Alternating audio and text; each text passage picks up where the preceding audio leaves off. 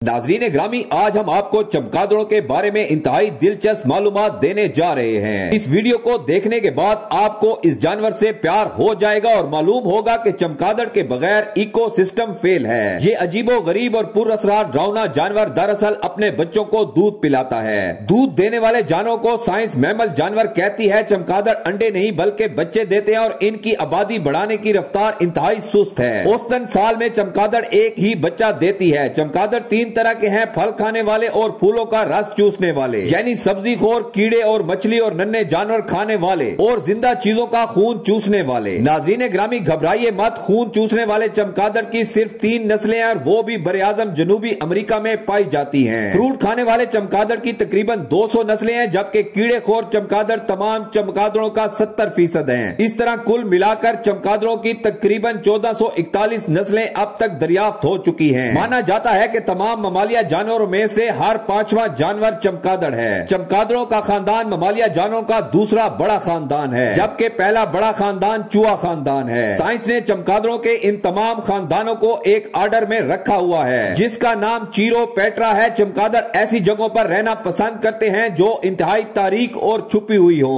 और जहां रोशनी कम आती हो, इसलिए ये गारों, पुलों के नीचे, सुराखों और घरों की छतों के सुराखों में रहते हैं। बहुत सारे चमगादड़ खुसूसन फल नोश दरख्तों से लटक कर काम चलाते हैं। यूं तो ये टिपिकल यानी जमीन के दरमियानी इलाकों के खुसूसी जानवर हैं, लेकिन सारी दुनिया में इनकी नस्लें आबाद हैं। इनकी पाकिस्तान में नस्लें 52 बताई जाती हैं। ये इंतहाई सर्द और बर्फानी इलाकों में नहीं रहते। फ्रूट खाने वाले चमगादड़ दरअसल सबसे बड़ी नस्ल के चमगादड़ हैं और ये जितने बड़े और देखने में खतरनाक हैं, इतना ही ये इंसानों से दूर भागते हैं। दरअसल इन्हें सिर्फ फ्रूट खाने से गर्ज है। कहते हैं कि चमगादड़ों को मार डाले तो दुनिया से चॉकलेट भी खत्म हो जाएगी। जी हां, आपने बिल्कुल सही सुना। चॉकलेट दरअसल एक फल कोकोआ के बीज से बनती है। इस दरख्त की फूलों को फ्रूट चमगादड़ पोलिनेट करते हैं, क्योंकि इन सब दरख्तों की फूलों की पोलिनेशन फ्रूट चमगादड़ों पर मुनस्सिर होती है। खून चूसने वाले चमगादड़, ये चमगादड़ दरअसल घरेलू मवेशियों का खून चूसते हैं। इंसानों का खून चूसना इनके मेन्यू में नहीं होता।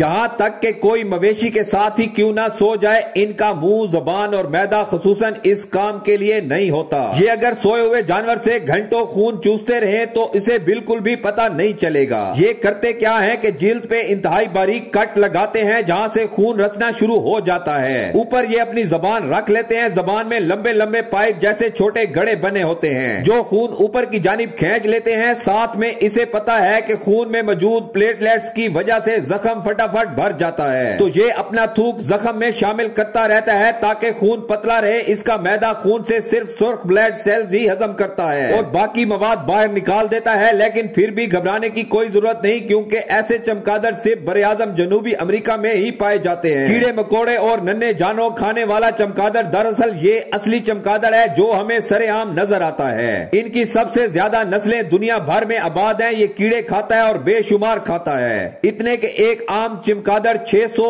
से 1000 मच्छर एक घंटे में चट कर जाता है। अगर ये सारी रात उड़ता रहे तो सोचिए कि ये कितने खाएगा। ये अपने जिस्म के वजन के तकरीबन 50% के बराबर कीड़े खा जाता है। फसलों से कीड़ों की ऐसी सफाई करता है जैसे इसी किसी ने नौकरी पर रखा हुआ हो। अमेरिका में बड़े बड़े फार्मों वाले किसान स्प्रे करने की बजाय चमगादड़ों को इस्तेमाल करते हैं और एक अंदाजे के मुताबिक $23 बिलियन बचाते हैं। अगर हमारे मुल्क में नुकसानदेह कीड़े और मच्छर ज्यादा हो गए हैं तो इसकी वजह यह भी हो सकती है कि चमगादड़ कम हो गए हैं। बहुत सारी चमगादड़ों की नस्लें मछली खोर हैं और नन्हे परिंदे भी पकड़ लेती हैं। चमगादड़ के पर दरअसल इसकी खाल का हिस्सा है। इसके परों में इसकी उंगलियों की हड्डियां इस तरह फैली हुई हैं ताकि ये इस थाल के जरिए ओढ़ भी सके और पानी में गिर जाएं तो तैर भी सके। नीचे जमीन पर हो तो छलांगे लगाकर परवाज भर ले। ऊपर चट्टानों से लटक कर अपने आप को चादर की तरह ढांक सके। इसके परों के अंदर खून की नालियां और मसल्स लंबे रेशे हैं जो इसके परों को जबरदस्त कुव्वत फराहम करते हैं। परिंदों से ज्यादा आगे पीछे घूमकर परवाज पकड़ सकता है, एकदम यू टर्न ले सकता है। इसलिए कभी आप उड़ते चमगादड़ के आगे हाथ फैलाएं तो वो यकदम किसी भी सिमत अपना रुख फेर लेगा। साइंसदान इसके परों पर तहकीक कर रहे हैं कि ऐसी जबरदस्त कुव्वत इनमें कैसे है। ये कोई कीड़ा देखकर उड़ते हुए परों को फैला लेता है। नीचे इसकी दुम पर भी झिल्ली बनी हुई है। इस तरह कीड़ा मुकम्मल इसके फैलाए हुए जाल में आ जाता है और इसके मैदे का हिस्सा बन जाता है। चमगादड़ अंधा नहीं होता, इसकी आंखें फजूल नहीं है। वो इनसे देखता है, लेकिन फितरत ने इसको एक खास हथियार से नवाजा تقاضا ہے اور وہ ہے اس کی آواز اور ان چیزوں کی پہچان کرنا۔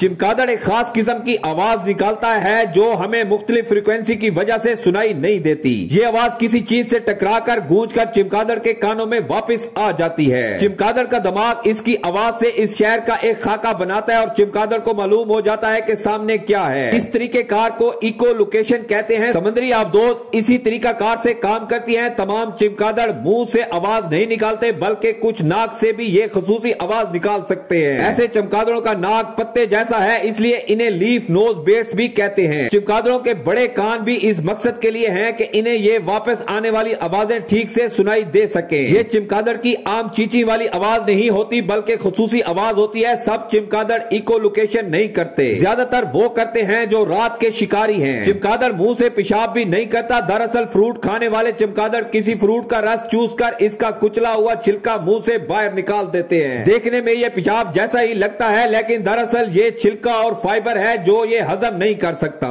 چمگادڑ باقاعدہ مینگنیاں کرتا ہے۔ یہ دنیا کے بہترین فرٹیلائزر ہیں، اس لیے جزیرہ نما ایشیائی ممالک انڈونیشیا، فلپائن وغیرہ میں اس کو غاروں سے اکٹھا کر کے بوریوں میں بند کر کے بازاروں میں بیچا جاتا ہے اور یہ کروڑوں ڈالرز کا بزنس ہے۔ گوانوں میں نائٹروجن، فاسفیٹ اور پوٹاشیم کی زبردست مقدار موجود ہوتی ہے جس کی پودے کو ضرورت ہوتی ہے، اس لیے چمگادڑ بہت دور دور تک اڑ سکتے ہیں اور اڑتے اڑتے جب یہ درختوں اور پودوں پر پیشاب کرتے ہیں تو اس قدرتی کھاد کو نباتات میں شامل کر ان کی زرخیزی میں زبردست اضافہ کرتے ہیں۔ ان کا میدہ پھل کھا کر بیج ہضم نہیں کرتا، چنانچہ وہ بھی اس کھاد میں شامل ہو کر زمین پر گرتا ہے اور جنگلات میں اضافہ کرتا ہے، یعنی پھل نوش چمگادڑ جنگلات میں اضافہ کرتے ہیں اور کیڑے خور ان سے کیڑے کھا کر درختوں کی صحت بحال رکھتے ہیں۔ اب سوال یہ ہے کہ کیا کرونا چمگادڑ نے پھیلایا؟ کرونا وائرس کے پورے خاندان ہے اور یہ بہت سارے جانوروں میں بستا ہے۔ چمگادڑ کا سوپ اس بیماری کا سبب بنا یہ ثابت نہیں، لیکن چین میں جس مارکیٹ میں چمگادڑ کا گوشت دیکھتا ہے وہاں سے یہ وبا ضرور پھیلی ہے۔ کئی سالوں پہلے افریقی ملک گانگو میں ابولیا بیماری پھیلی جس کا قصوروار چمگادڑ کو ٹھہرایا جاتا رہا، تاہم کوئی ٹھوس ثبوت نہ مل سکے۔ خیر یہ بات کہ جن منڈیوں میں چمگادڑ کا گوشت دکھتا ہے وہاں سے وائرس کیوں پیدا ہوا، یہ بات تو طے ہے کہ چمگادڑ کا میدہ بہت سارے وائرس ہضم نہیں کر پاتا اور وہ اس کے جسم کے اندر ہی رہ جاتے ہیں۔ گوشت سے وائرس کی انسانوں میں منتقلی کی ایک وجہ یہ بھی ہوتی ہے کہ جب وہ ٹھیک پکا ہوا نہ اور کچا رہ جائے۔ ایشیا کے ممالک جہاں ایک جیسی شکلوں کے لوگ رہتے ہیں، مثلا چین اور افریقی ممالک، وہاں چمگادڑوں کا گوشت بڑے پیمانے پر بکتا ہے۔ چمگادڑوں کے بارے میں مشہور ہے کہ ان سے کتے والی بیماری ریبیز بھی پھیلتی ہے۔ پہلی بات کہ چمگادڑ انسان سے انتہائی دور بھاگتا ہے اور کاٹنے کی شرح 1% سے بھی کم ہے۔ دوسرا، اگر وہ کاٹ بھی لے تو ریبیز کی بیماری ہونے کے چانس 1% سے بھی کم ہے۔ دنیا میں 99% ریبیز بیماری کتے کے کاٹنے سے ہوتی ہے اور یہ بیماری انتہائی کم لوگوں کو ہوتی ہے۔ اسے نہ تو